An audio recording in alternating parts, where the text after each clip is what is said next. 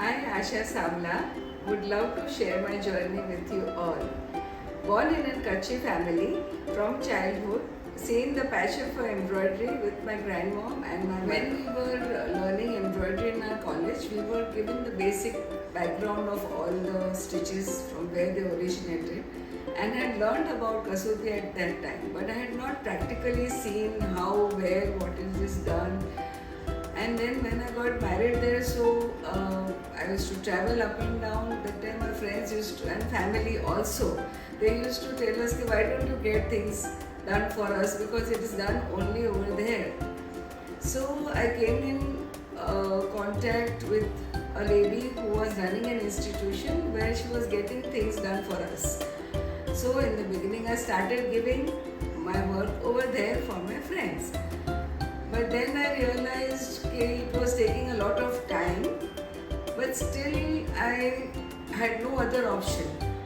Once the ladies there in the institution had just seen me, and they happened to meet me in the market when I was doing my veggies, and they approached me, ma'am, how did you like our work? So I was just curious to know how you all do this, and I just asked them some basic questions. So with curiosity, I just happened to ask them how do they manage to do their embroidery, managing their family, children. So that's when they told me if they had to travel to the office there, it was very difficult. It would have been good if we were given work at home. So that's what kept me. And then I had seen them waiting for the submission of their work, and again they had to come down for their payments. Then again for the next piece of work they had to go again. That's what they shared with me. This all we have to spend lot of days and time. Then I realized it would have been so difficult for them, and I wondered how I could do something where they would not have to do all this procedure and not waste a lot of time and energy and money traveling up and down. So I just came up with an idea. I said, let me propose to them if they would want to come and work with me. And first I did not know how to carry on with the designing and everything, placement. It was little difficult because it was a different craft altogether. It was not printed, not traced. Once I started giving them work and sharing a friendly relationship with them, they started sharing with me how they benefited, how they could save their time, their energy, they could take care of their in-laws, children. They did not have time extra to ponder over little things which they used to always have fights with their neighbors. Their children used to wait when they used to bring back the pieces of work. They could afford to give them some basic fruits, which was not possible because they were already facing so many problems to make their ends meet.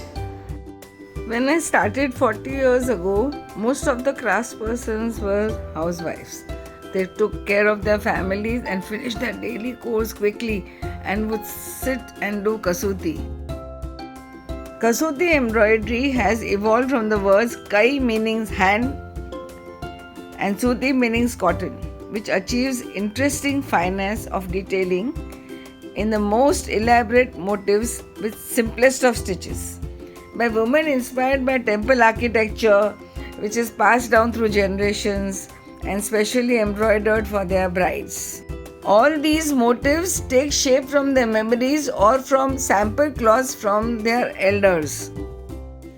Kasuti, if done on various quality fabrics, would appeal buyers to own more than one of them.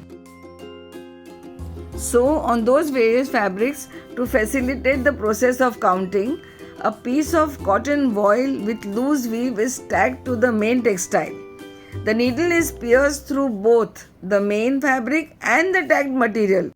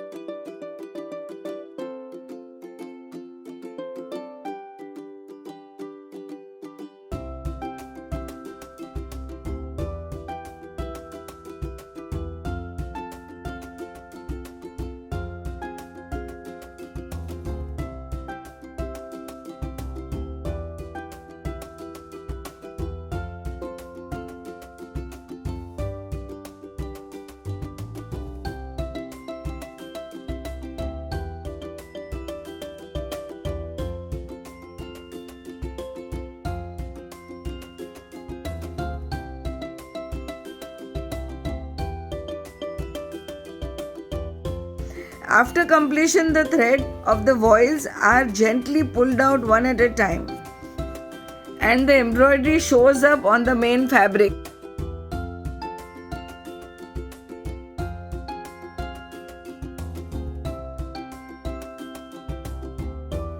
There are 4 types of stitches: Gavanti, Murgi, Negi, Menthi. In this picture, we can see gopurams, which represented the house or a temple or a mandapa, in 2 different stitches of Kasuti. One is Negi, which looks like a weave, and the other is Gavanti, which is done stepwise. In this picture, you can see 2 differently designed chariots, as designs varied from person to person, and a tree with birds on it. My first exhibition was when I was invited by the Craft Council of India at Chennai. I think it was 1995-96. Then Craft Council of Karnataka, Delhi Craft Council, Craft Council of Andhra Pradesh, and also many solo exhibitions. For example, society collections in Mumbai, Hyderabad, for 5-6 years consecutively, Vadodara, Ahmedabad, Bangalore, etc. etc. 40 years since making saris. Before, the requirement of the clients were good quality handloom saris, which were handcrafted very well. Some they wanted as heirloom pieces to be passed on to their generations. Thoroughly enjoyed the experiences and the appreciation by the clients.